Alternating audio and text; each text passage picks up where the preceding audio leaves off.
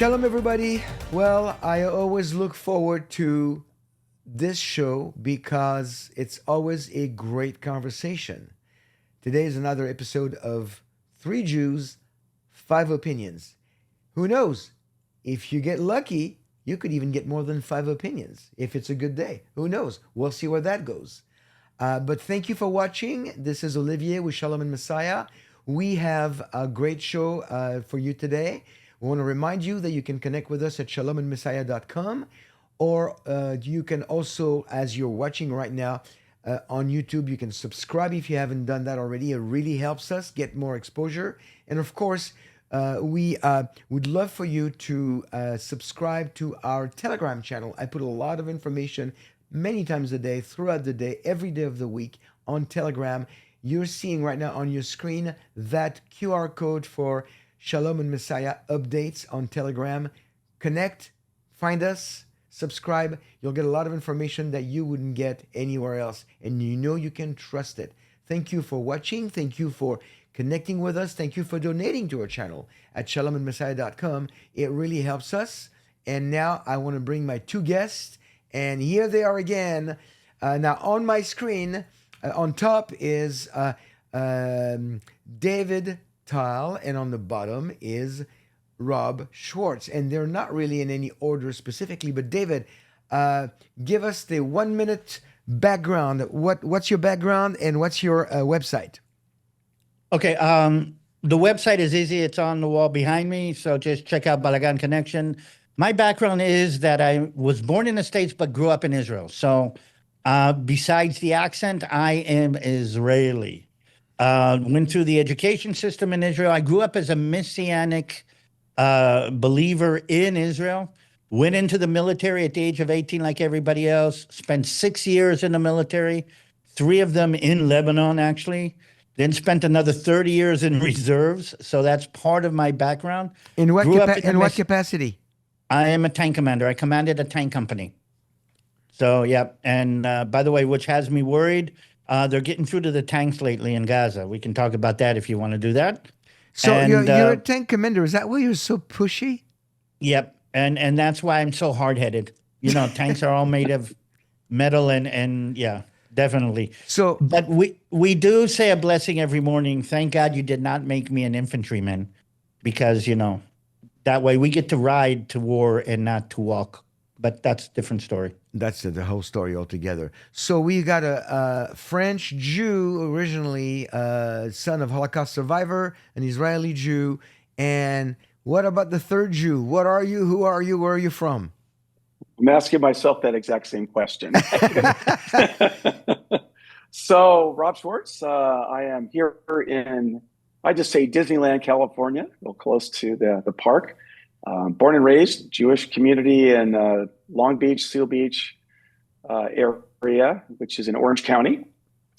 Came to faith in 1979 and been a believer in part of Messianic community in and around the Orange County area, and know some Messianic believers around the country.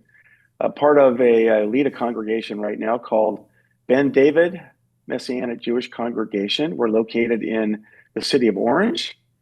I personally don't have a website, but the congregation does. And we have all of our sermons over the last 24 years posted there.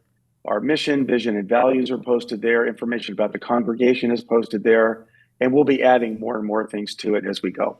Perfect. So, and I will put all the information in the description of the video as always. And I invite you guys to visit the Balagan Connection. A lot of great information from David that you will not get anywhere else, because he's got a perspective that is very unique. So please visit and connect to his channel, subscribe. It's worth it, and tell your friends.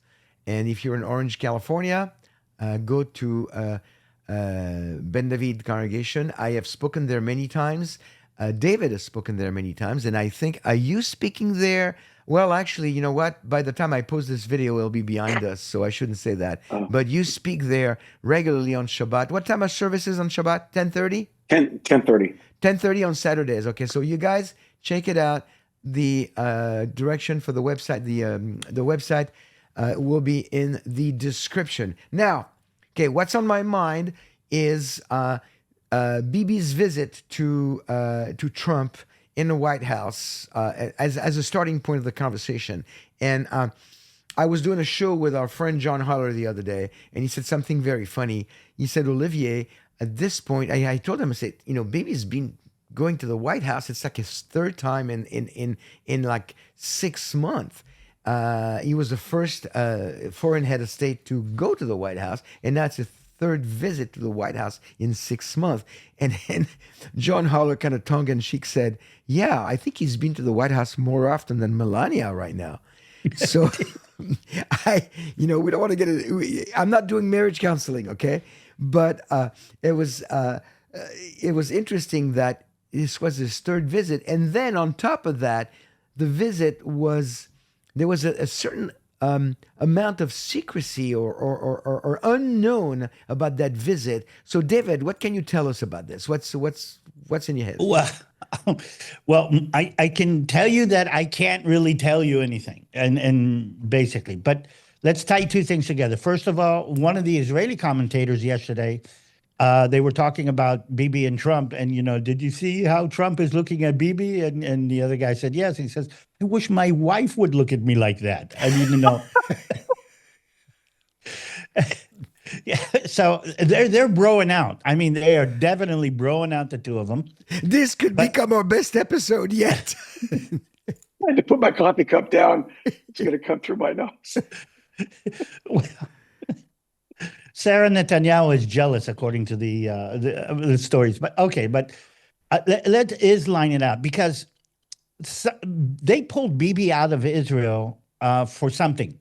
I mean, Bibi's in the middle of a big balagan in the Israeli government. Yeah. The whole, if we want to get into that, the whole concept, the whole argument of whether the Orthodox Jews should serve in the military. I don't know if you want to get into that, because that's a very interesting topic. And interestingly enough, there was a tragedy in Gaza last week where 5 soldiers were killed, and they were from an Orthodox unit.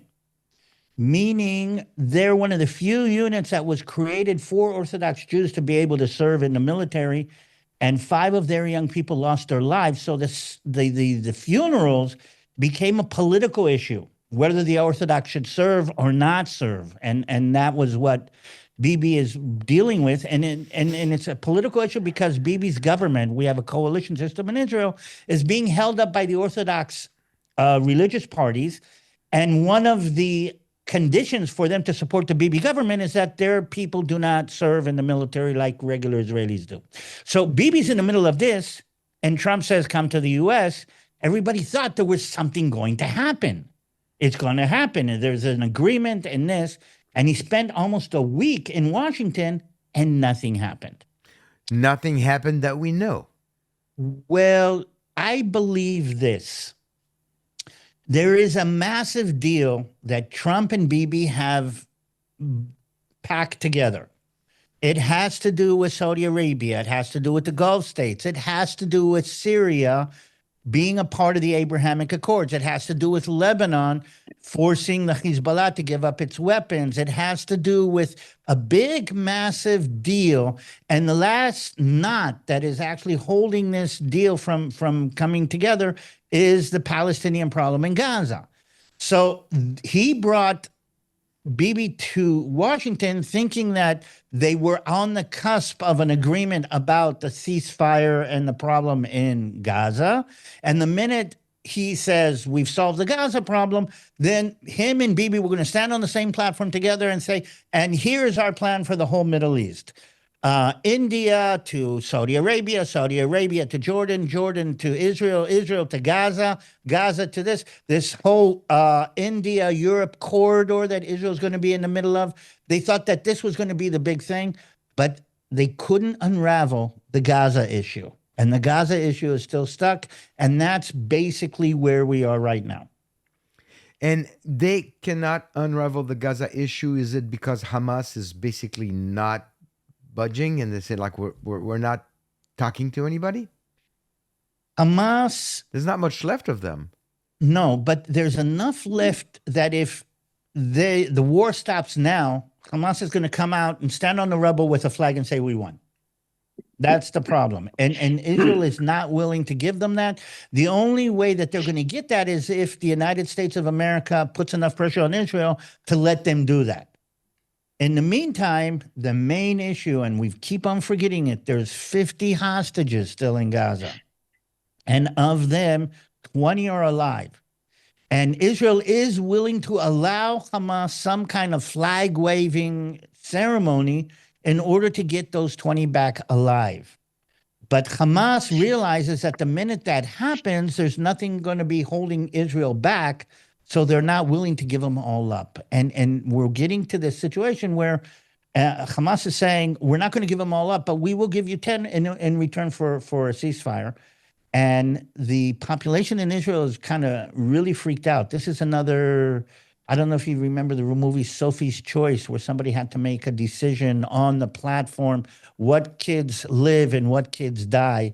And this is that version of that in the political agenda right now. So that's the situation we're in right now. Well, except that I don't think it would be Israel's choice to say that who's released the 10 that are released. Hamas would probably say, we'll give you, and I would be surprised if they even give 10, because if they have 20 alive, they're gonna try to milk this for a long time, because like you just said, David, I agree with you. The minute they're out of hostages, they're out of options, and they can be leveled with the rest of the roubles, and then they can rebuild Gaza, which will take years.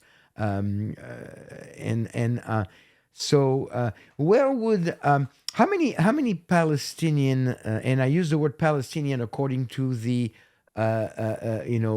mainstream media or the rest of the world, but for the record, I don't want people to start putting stuff in the comments, and you guys do all the time, so please refrain. I don't believe a Palestinian is actually a thing. I believe that there are Arabs from all around Israel who ended up being forced by their own people to stay in Israel, and it created a refugee problem that was created from scratch for political reasons. So when I say Palestinian, that's what I mean by that. But I don't give any. There's no. It's not a real thing, so I want to make that clear. But how many Palestinians in the Gaza Strip right now are stuck there? And if Hamas all of a sudden is gone, completely gone, what happens to them? So the population of Gaza, as far as we know, is about 2 million. 2 million, yeah. About 2 million. An interesting thing about the population in Gaza is that the amount of Gazans has risen over the 2 years of this war, meaning there are more Gazans today in Gaza than there were on the 7th of October, 2023. That's the definition of genocide. Yeah. Apparently so. And I mean, with all of the numbers that they say that Israel has killed in the war, okay, there are more people in Gaza today than there were when this war started. I mean, and again, is anybody paying attention? And why do they keep saying genocide? Because it fits a narrative. And maybe this is what we have, a very special perspective. You have the European perspective. Rob has the American perspective. I have the Israeli perspective. But what's amazing about the fact that three of us come from three different backgrounds, we're all suffering from the same thing. And that is hatred of the Jews just because we're Jews. Yep. Yep. So going back to the Palestinians then, I mean, I agree with you on that. But going back to the Palestinians, in Gaza, I mean, where, first of all, if Hamas was to say we put our weapons down, where would Hamas go? Nobody wants to take them. Nobody wants to take them, and that's part of the problem. The Hamas, okay, let's put it. The Hamas are the militant wing of the Palestinians, okay? The Hamas are the Palestinian version of Al-Qaeda, okay, which came out of Saudi Arabia. Or ISIS, yeah. Or ISIS that came out of the Levant, okay? Yeah. The Hamas is a version of that. Now, the moderate Muslim states, Saudi Arabia, the Gulf states, Egypt, Jordan, now even Syria and Lebanon realize that militant Islamic fundamentalist fanaticism is a nation killer. It is terrible for whoever touches it.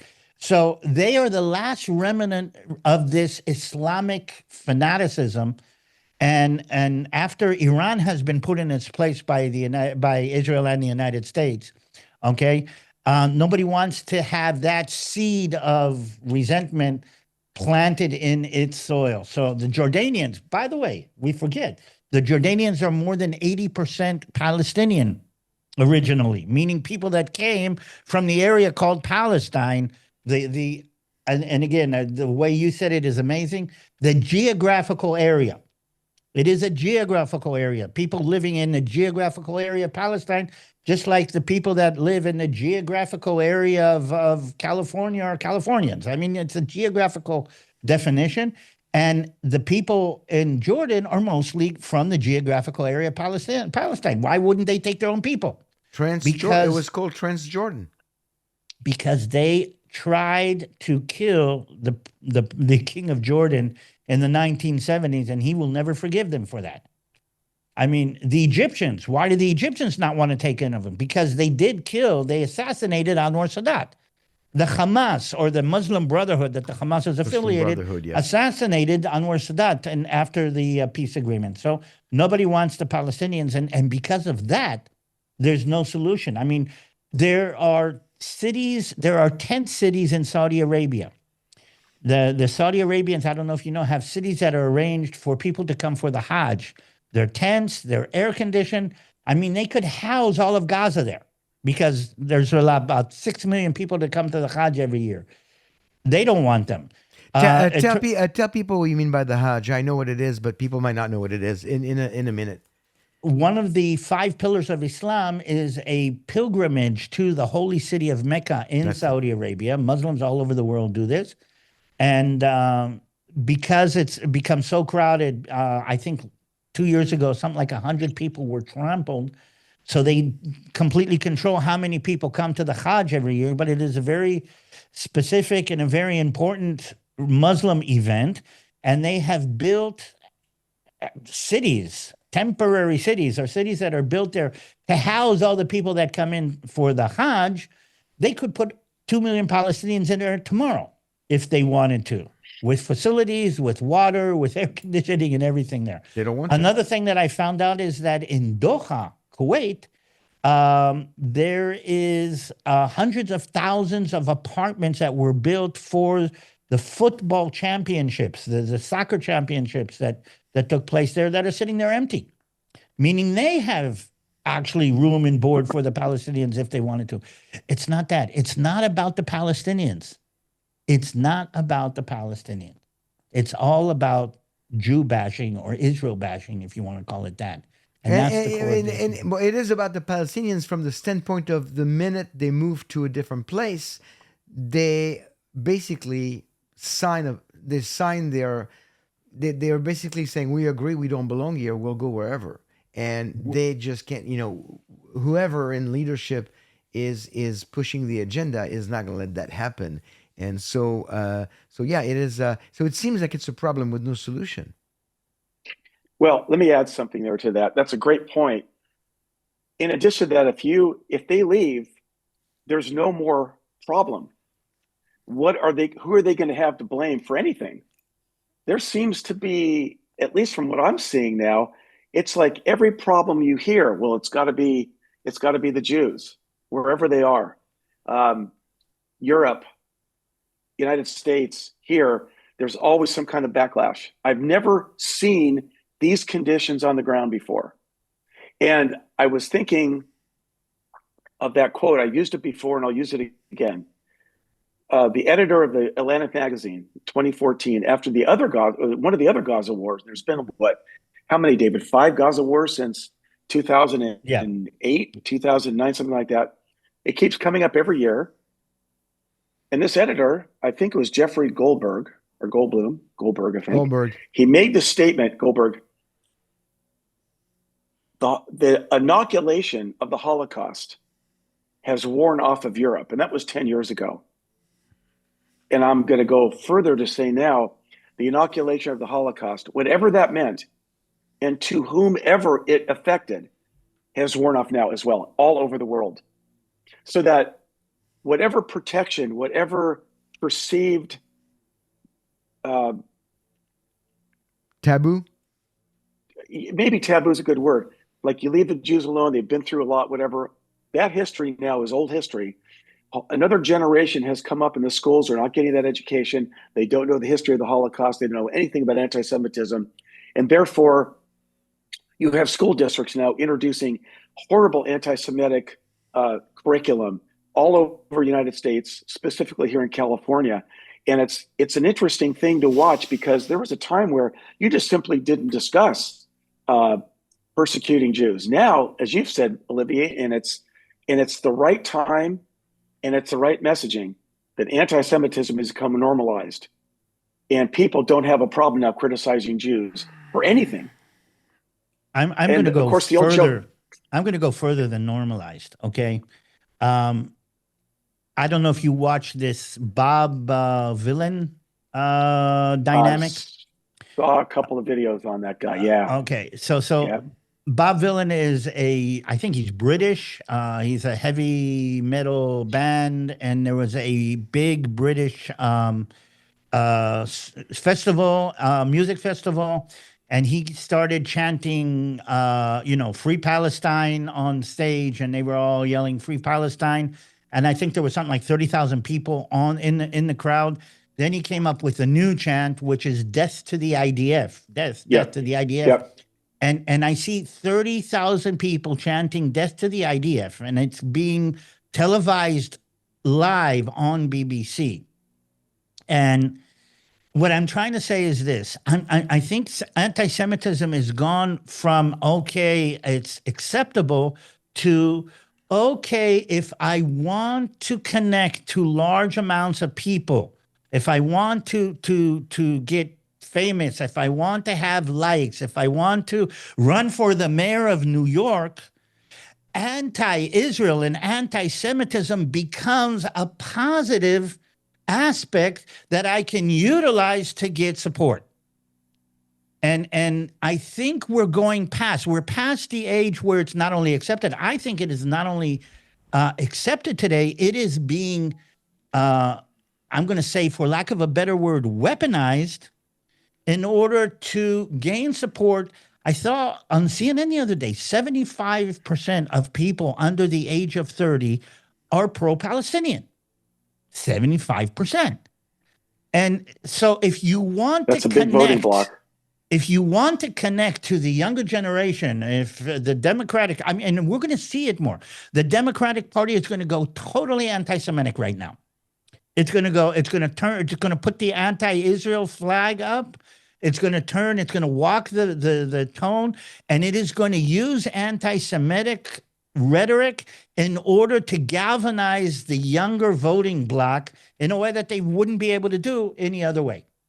Yeah, and I've said this now for at least a year, looking at the trend in my own research of anti-Semitism, and I've been saying this for about a year, that anti-Semitism right now is becoming trendy. It goes along what you just said. It's becoming trendy, and as it used to be accepted, now it is expected. There we go. I like that. And so from accepted to expected, and I agree with you, David. Now, it's like you have a resume, for a liberal company, and they're going to check, and it's almost like they're going to go, oh, you got this diploma, you got this, you got that, you work there, and where are you on the scale of anti-Semitism? Oh, okay, good. Oh yeah, you've done this. All right, why? You've got all the qualification to work for us. I mean, I'm exaggerating, but it's getting there. I'm not sure you're exaggerating. I mean, what's the name of this guy in New York? Zolan Mamdani. That guy. If that guy is the poster boy for the neo-liberals, the neo-Democrats, there's trouble coming.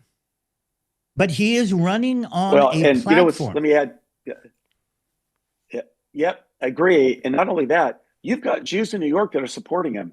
And that, to me, is completely incomprehensible.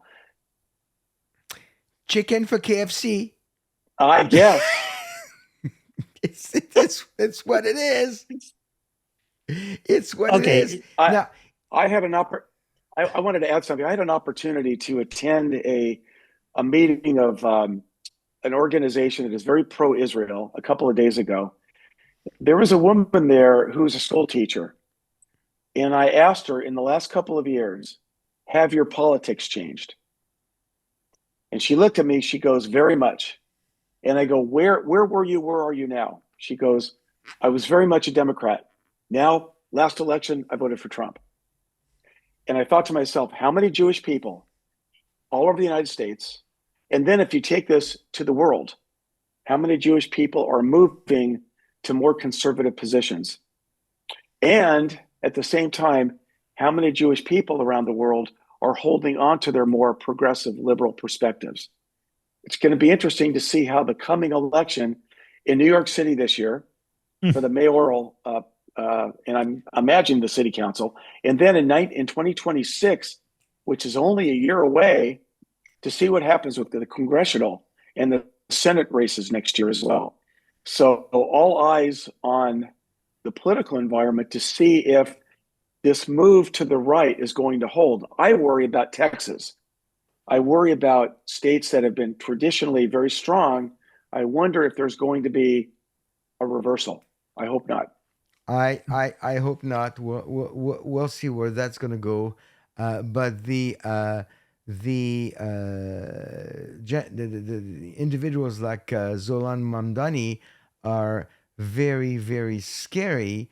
But again, it doesn't. Is anti-Semitism is an issue with some, but not really with enough people. A lot of people are looking the other way because he's bringing something that to them is more important than the hatred of the Jews. So it's like, hey, you know what? I like his policies, whatever. And I think take the anti-Semitism away from him, he still is a very, very scary Candidate. candidate. Just Well, he's a communist. just that on that platform alone. Now, looking at this normalization of anti-Semitism, I don't know. Have you guys seen? And I put it on our Telegram channel, and it was not advertised too many places. Have you seen the opening of the running of the bulls in Spain in Pamplona? Yes, I did. You've seen what happened this year when they basically brandished a Palestinian flag, said "Free Palestine," screaming almost.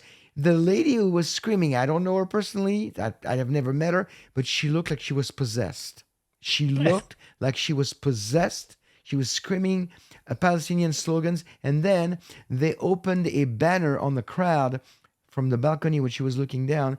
And that big banner, like when you have those football games, when you open this big thing and then from the sky you see a big message. And the message was very simple. 2 words: destroy Israel. That's a new one to me. Again, I think anti-Israel, which is the new anti-Semitism, and if anybody says otherwise, I mean, we need to stand up and push back at that.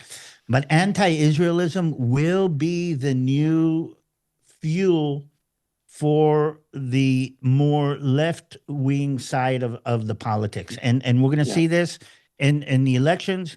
And I'm going to say this: the next elections for the United States, the Democratic Party is going to lean heavily on anti-Israelism. They're not going to say we're anti-Semitic. They're going to call it anti-Israelism. And they're going to think that that's going to galvanize the younger electorate on their side. And we know people who have used hatred of the Jews in order to galvanize and win elections. And we've seen this in the past. And especially the youth. It happened. In fact, these are the new brown shirts, aren't they? David, to your point a few minutes ago about grabbing the wider audience. Now it makes sense with all of the political maneuverings in the soccer games all over Europe. The attack on the Jews was it a couple of months ago? Was it Amsterdam?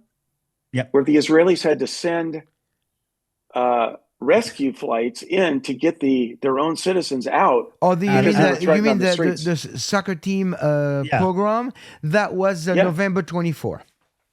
Okay, but there was something that happened fairly recently. And the point is that you're seeing these anti-Israel, anti-Zionist chants in the soccer stadiums all over the place. And I'm thinking to myself, David, you connect that to the concerts, you connect that to the political environment. You've now got a growing force moving forward, picking up the youth. It's a scary time.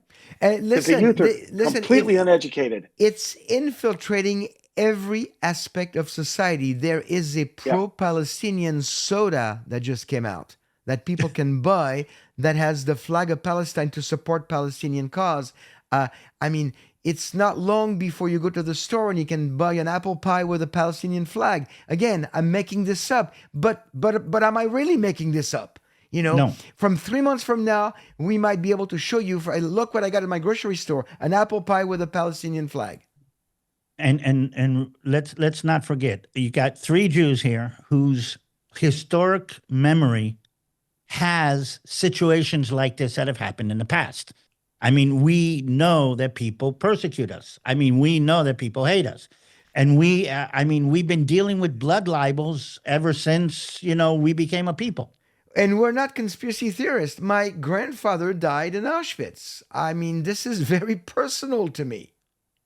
And I'm watching people making the moral equivalency between what's happening in Gaza. I mean, okay, you kill babies, they kill babies. What's the difference? And I'm saying, wait a minute. I mean, how can you make that moral equivalency? The only way you can do that is if you do see us as animals just as much as Hamas, even though we haven't done anything. I mean, that is the moral equivalency. Or you see Hamas as justified in self-defense for fighting occupation and colonization, which is really what they're doing. They're not saying that they're all monsters because they don't want to admit that Hamas are monsters. They'd rather say they're justified because Israel is occupying and they're defending. So that's really where they're coming at, I think.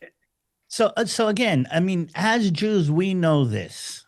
There is a core hatred of who and what we are.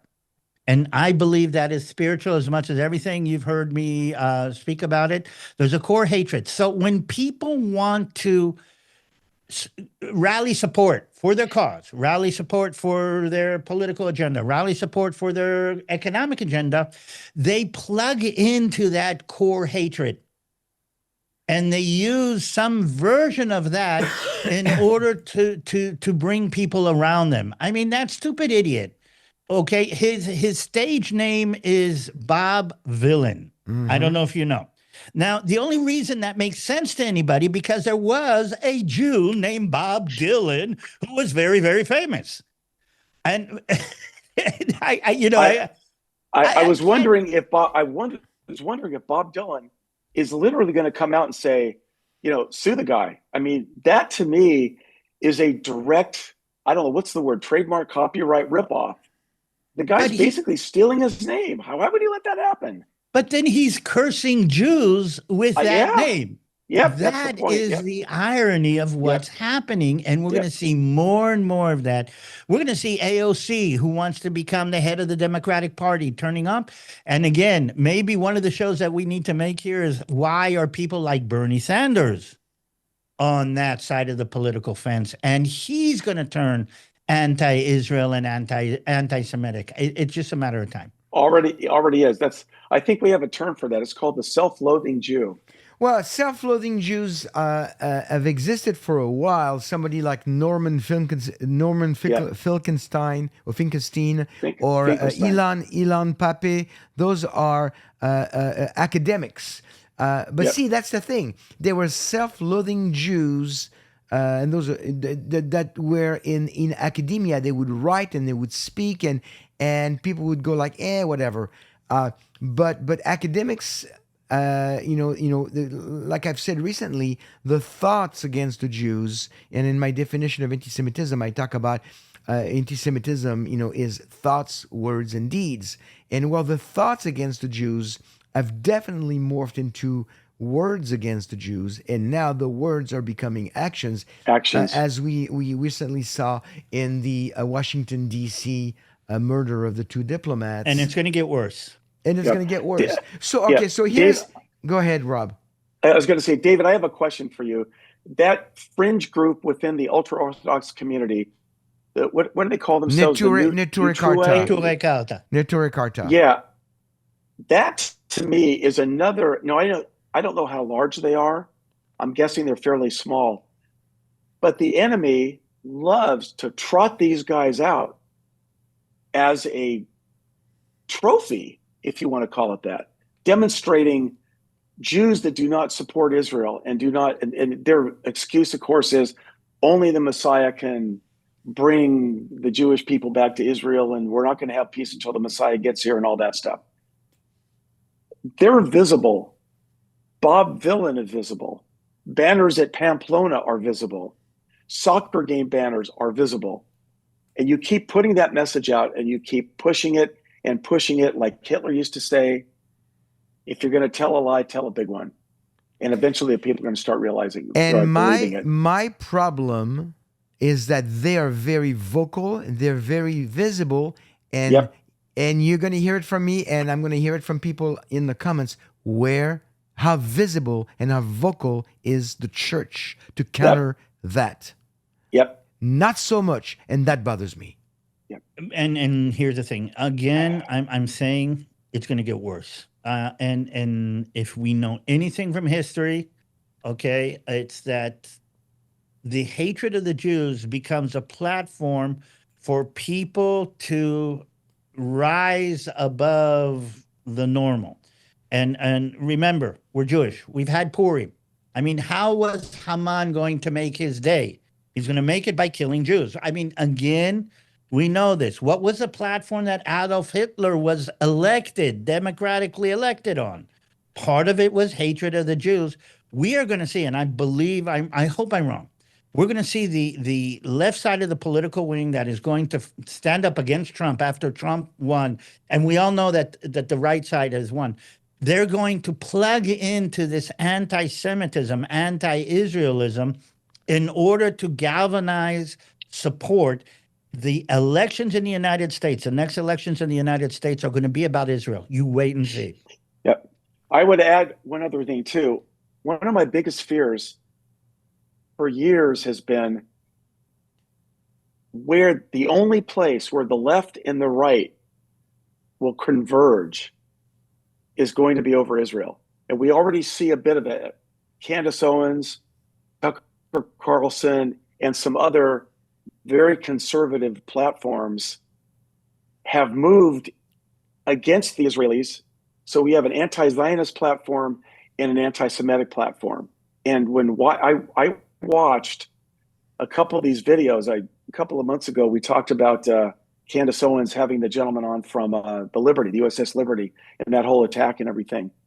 I actually was thinking this is as good of an example as I can think of, is when you've got people that are professing, conservatives, when they also move against Israel, and suddenly you've got an enemy in the camp. And that's kind of scary because we've got to make sure that we understand how to communicate the truth. We have to understand how to communicate the biblical perspective on it, and certainly the historical perspective. So all of us, and this is to anybody in the audience here, we know where you're watching this podcast because you love Israel, you love the Jewish people, and you love 3 Jews and 5 opinions. But spend a little time learning how to defend the scripture and the right of Israel to exist on the land. Make sure you can run that key theme from Genesis through the book of Revelation. And while you're at it, make sure you pick up a book and learn everything from the Balfour Declaration to the British Mandate to the San Remo agreements and all of that to make sure you can stand your ground in discussions, because it's going to come at you at some point. It will happen in a church. It may happen over dinner. It may happen with family. It may happen in school. And especially the kids. The kids have got to start learning how to stand their ground. That's the biggest fear I've got. David, you nailed it before. You absolutely nailed it. Yeah, and that's a good point, Rob. And in David, next elections are going to be about Israel. We are already seeing, and I think we've seen this for a while now, for maybe a couple of years, maybe the topic of Israel being the new and probably maybe even the final dividing factor within the church. We are seeing Agreed. churches. We're seeing Agreed. churches that are not Agreed. saying or doing anything about Israel. I Yep. know people who come to me and say, Olivier, where do I go? My church has not even prayed once for Israel since October 7th. Should I stay at my church? And I tell them, I said, you know what? I wouldn't. You do whatever you want, but I wouldn't. If my church does not see that we need to pray for Israel on a good day, and then now, on the very bad day, they still don't pray for Israel. I wonder how much of their Bible they're really understanding. That's the question. You got to understand the scriptural foundation and the historical foundation in order to stand your ground. I fear the term I'm hearing. Well, we don't talk about Israel in our church because it's too political. And Instead, what I want to hear is it's biblical, and that's where the rubber meets the road. yeah, but it is political, and it is It is social. absolutely political. political. It I is agree. political. It But it is is- social. It is right now intellectual. It is academic. We are being attacked on every All way, front, every shape, and front. form. And again, I tend to say to my non-Jewish friends, we're not surprised by this. This is normal. I mean, if we're not being attacked, we are surprised. The fact that we're being attacked like this is normal. And that's part of the problem, I think, that Jews are saying, okay, I mean, it happened to my father, it happened to my grandfather, it happened to my great-grandfather. I'm not surprised that it's happening to me. And one of two reactions. First of all, a lot of Jews tend to go underground, say, okay, I'm not Jewish. Let's take off my kippah, let's take off my star. I'll disappear into the woodwork. A lot of Jews leave Judaism based on this. And a lot of Jews, nobody's standing up for the Jews. Nobody is standing up for Israel. Nobody is saying this is wrong. And even the church is not. Because after the social, after the academic, and after the political comes the spiritual. And we all know that. Well, maybe the reason why the church is not in a big hurry to stand up for Israel is because there's been a shift recently where supporters, and I write about this in my book on normalization, the supporters of Israel are now becoming a target as well. I mean, but until recently, if you supported Israel and people disagreed with you, they go like, you know what? Yeah, no, I don't agree with that. And they move on. Now, if you support Israel, you take your life in your own hands. You support genocide. Look at what happened in Boulder, Colorado. The people were like in a park getting together supporting Israel. This guy came in and starting, blowing fire at them. So now if you support Israel, you're in danger. So you're in danger if you're Jewish, you're in danger if you're Israeli. I mean, IDF soldiers visiting America now, I've heard reports that they're getting harassed. They're getting arrests in Brazil. There were 2 soldiers that were arrested in Brazil because of their background in the war. I mean, yes, and again, this mayor of New York is saying if Benjamin Netanyahu comes to New York, I'm going to arrest him. I mean, here we go. And I can't help but say it seems so deja vu. For us as Jews, this is so deja vu. I mean, look at what's happening in France. For Jewish people, it's a regular Monday. I got a friend of mine. I wanted to add this thought just came to my mind, and this is for everybody watching this. Know what it is that you believe, and why you believe it, because one day you may have to die for it. What hill are you willing to die on? And that's a hard decision. Absolutely. Really I was going to ask decision. you mentioned that in the Bible study last night. Jewish person at 2:00 in the morning, if a Jewish person comes for your help at 2:00 in the morning saying, my neighborhood has been infested by anti-Semitic, whatever, I need you to help me, shield my family, protect us. Can you do it? that's we're going to see where the rubber meets the road. That's where we are. And that really that you mentioned that in the Bible study last night, Rob, and I was going to ask you to repeat that. So you must have read my mind. Thank you for saying that. Uh, so David, I want to wrap this up, but here's a question. I Let me start by a statement. I agree with you. I don't think it's going away. I think it's going to get worse Yeah. until Jesus comes back, until Yeshua returns. This is good. We are living prophetic times, friends. We are now officially in the midst of Zechariah 12:3. The whole world is going against Israel. The whole world is going against Jerusalem. The whole world is going against the Jews. This is it. We're not getting close. We're not inching our way towards it. We're in it. We're This is in biblical. it. It's biblical. Parallel to that, Ezekiel 36, the Jews are coming back into Israel in unbelief. Those are two prophecies that you can take to the bank. I've said it before, but it needs to be repeated. You need to understand. We are living in prophetic times as we speak right now. And it's going to get worse for the Jews, and we haven't even hit the tribulation yet. So, David, what are we saying to our Jewish family members, to our Jewish friends, to our Jewish coworkers, neighbors? What can we do? We know it's not going to get better. We know we have to speak up against it, but it's probably not going to get better. It's going to get worse. Yet our Jewish friends, our Jewish people, they feel desperate. They feel very unsafe. They feel very, very scared. They don't know what to do, where to go. What are we saying? What can we do to make them feel like they're not alone? Well, somebody asked me, okay, is this the same as Germany in the 1930s and 1940s? I mean, what's the difference? And if you ask me the main difference between what happened in Europe in 1935 and today, Israel. Amen.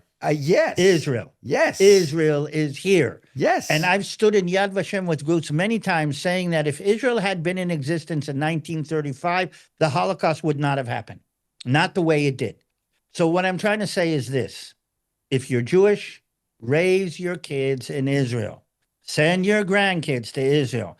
Israel is the representative, the core issue, the seed that the tree is planted on. Connect to Israel in any way, shape, or form. Anything connected to Israel, because Israel is your only, I'm not gonna say shield, but is the only aspect of your Jewishness that actually has political, military, physical ramifications. And I can't help but saying, after the atrocity and the horror, and I'm going to say, even as an Israeli officer, the shame of October 7th, Israel is a powerhouse in the Middle East. Israel is defending its population. We went into Iran and smashed Iran from a military point of view in any way, shape, or form. And by the way, I don't know if you know, the Chinese are freaked out about what happened in Iran. Israel cut through China radar and Russian missiles and messed with Iran. Israel is, and again, Israel was created to be the safe haven for the Jewish people. So again, I can't help but say it again. You need to connect. If you're Jewish and you realize what's going on, you need to connect you, your children, and your grandchildren to Israel as soon as possible. Israel is the home base. It is the home base, Yeah. and it's interesting, David, that you would say that, because for the longest time in my life, and Rob remembers when he asked me, "Are you going to ever make Aliyah?" And what was my response, Rob? I may not make it. I may have to help others, but I may die on the way. Pretty much that was my response. Yep. And I still hold to that position, because I think the Lord has me in America for a very specific purpose, for such a time as this, which I never thought I would live. I would see it in my lifetime, but here we are, and it's picking up momentum. But I'm starting to see the importance of of educating our families and our friends on Israel and the validity of what you just said, David. I agree. The Holocaust certainly would have not happened the way it did. We can't say it would have not happened Yeah. completely. We don't know that, but it would have not happened to such extreme had Israel existed prior to the 1930s. So, How much time do we have? sorry, How much time do we have? how much time do we have? Well, we're almost out of time. We don't want to make Let me throw a very quick thought exercise. The Democratic Party realizes that hatred of Israel is the only thing that will galvanize and bring them the election. Okay? They do galvanize, and they actually come to power either this cycle or the next cycle based on deep, deep anti-Israel, anti-Semitism.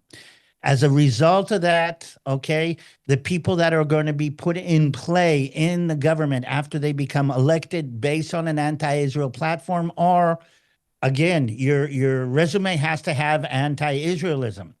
Some Jew decides that he can't take it anymore and blows up the side of the Capitol building because of what happens. That galvanizes the rest of the people, Yep. and lo Yep. and behold, we are back at 1938. I Yep. didn't pull science fiction out of my hat just now. It's history. It's history. That's scary to say how easily and how reasonable that sounds. and Yeah, how that's scary. quickly yeah. The and only how quickly things can change. The only, and when you say we're back in 1938, for our audience, this is a reference to the night of 9-10 November of 1938, known in history as Kristallnacht, when there was pogroms and boycotts and killings of Jewish people, which is the official starting point of the Holocaust, so that you get that reference point. The only thing that I see the scenario I can unfold, but I'm not convinced, and I could be wrong. I'm not convinced that a Jewish person would actually become that kind of a terrorist and do what you just said. They might frame somebody into being in something like that, which they try to do all the time. But I don't know if Jewish people have it in the DNA to blow up a building just because they're upset. I would say that there could be one unhinged person of Jewish descent that is just on the other side of crazy that could happen. So we don't know. Right, but then again, it would play into this scenario to the advantage of the anti-Semites. But then we would have to remember that this person probably did what they did because of who they are as a human being, fallen, sinful, but it would not be because they're ethnically Jewish. But the world would play the Jewish card to basically let the rest of the anti-Semitic agenda unravel. Absolutely. I would agree with that. Yep. So what I'm trying to say, it's scary how possible this actually is.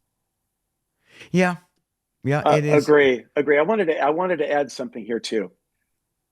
Up to and including the Holocaust, when the world finally began to realize, after the war was over and the United Nations formed, there was a sense we have to do something to help the Jewish people.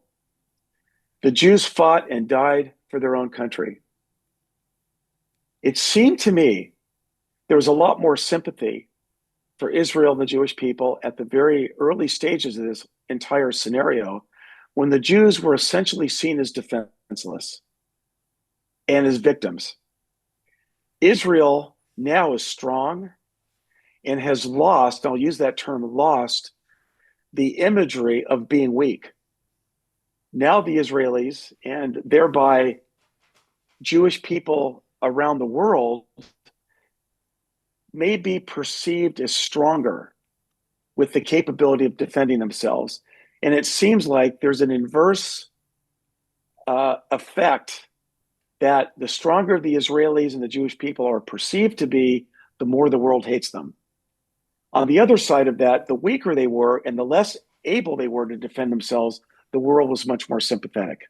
Now, that's a personal opinion, but I feel like I'm watching it happen right in front of me. I can't disagree with that. You know, the world loves a dead Jew.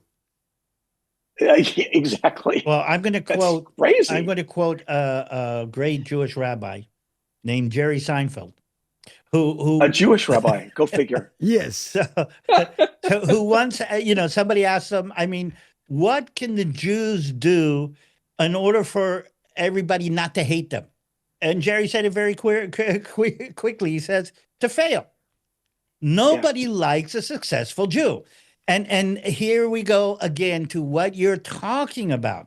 Nobody likes a strong Jew. Nobody likes a successful Jew because our strength and our success, and again, you're going to hear me saying this on Saturday, is an indication that God has a prevalence, God has a preference to a certain people that against all odds has managed to stand up and say, here we are. And again, we all we need to do is fail for everybody to like us. All we need to die is for everybody to feel good about us. But if we stand up and succeed, and if we stand up and we're strong, we stand up and we prove that God is willing to put his money where his mouth is a way to say it, then we are going to be attacked. And there's nothing we can do about it. No, it is what it is. If you don't mind, I got to drop a little bit of humor in here, if such a thing is allowed on the podcast. Yes, as long as it remains clean, we're good. Oh yeah, we'll keep this one clean. This deals with the old trope about the Jews controlling the world. And somebody said to me recently, if the Jews controlled all the money in the banks in the world, we would be out of debt.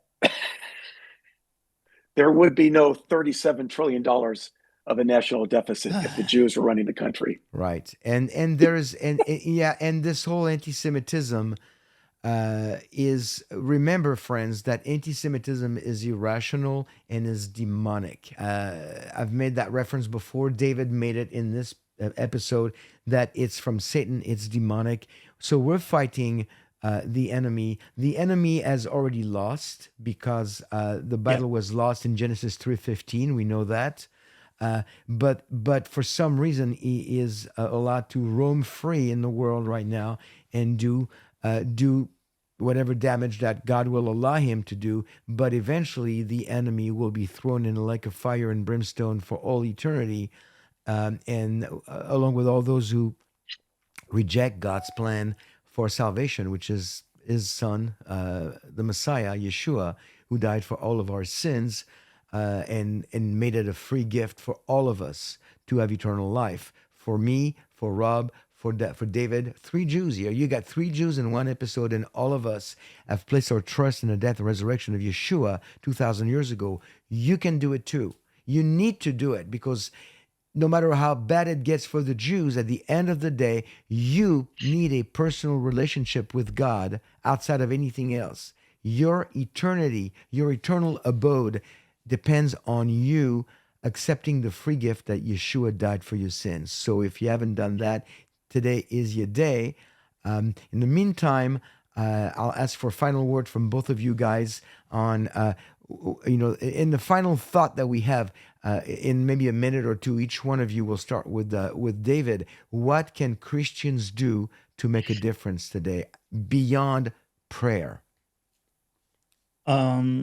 Reach out to Jews, reach out to Israelis, be a part of what's going on. I think all 3 of us have connection to some kind of ministries that support Israel. The ministry that I'm in connecting to is Gihon Springs. For instance, just before we finish here, I talked to some people in Israel who are putting together a weekend retreat for widows of Israeli soldiers that were killed in this war. And it is being funded by people here in the United States. I mean, again, this is something that connects, and I'm going to put it in a nutshell. Christian love aimed at the Jewish people today, as opposed to everything else that is aimed at them, makes a difference. And I'm putting together a jargon. Aim Jesus at the Jews right now. That's what you can do more than anything Yeah, else. I like the words that David. I couldn't agree more with that, and I like the words of our friend Brandon Holthouse when he said, "You've got as a Christians when it comes to Israel right now, you've got to have skin in the game," Yeah. and that's what you're saying here. Rob, final thought. Yeah, I'm reflecting back on Tom Hughes's comment, or a friend of ours, everybody knows him. When I asked him right after 10/7 began, I said, "Does it seem to me that anti-Semitism is, getting worse?" He says, "It's even worse than it was in World War II." And the reason why, he said, was not just because it's happening in general sense. It was there, it was in Europe, and it was contained for the most part. But now it's international. It's all over the world. So what do? We stay vigilant. As Olivier said, we pray.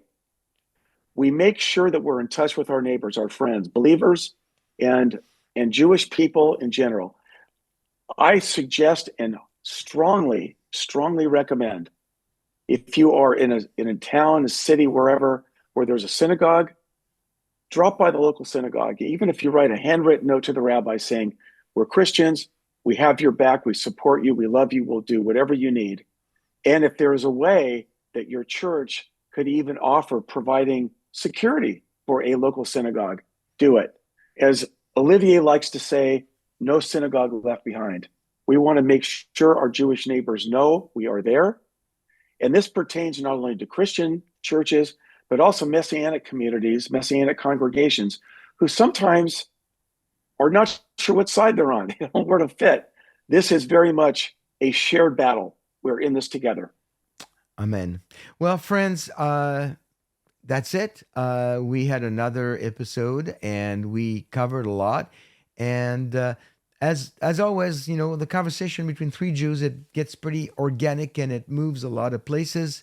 We started with Trump and Bibi, but most of the conversation ended up being on the gravity of the situation with anti-Semitism and what can Christians do about it. And I appreciate both of you for your comment and your wisdom. Until next time, for our audience, thank you for watching. Shalom and be blessed.